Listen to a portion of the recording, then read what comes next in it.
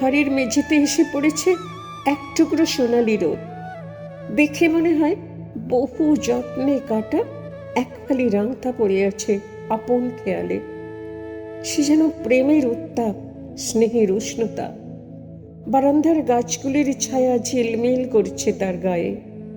শীতল অপরাহ্ন কেমন একা আসে, গাঢ় ঘন বিষণ্ণতার মুখ।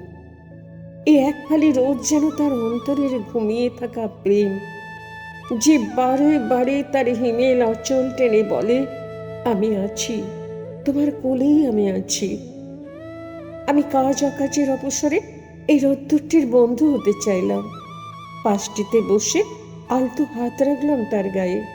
দেখলাম আমার হাতটি সোনার রঙে ধুয়ে সে তাতে আঁকছে ঝিলমিলে পাতার আবছা ছবি। তারপরে ধীরে ধীরে সে সরতে লাগলো আমার কাছ থেকে। মন খারাপের ধূসর কমলা আলোয় জেগে উঠল অন্য ছবি। এগিয়ে চলল সে, যেন আমার তোমার জীবন ধীরে ধীরে নিভে আসছে বেলা শেষের গানে। একসময় সে ফুরিয়ে গেল।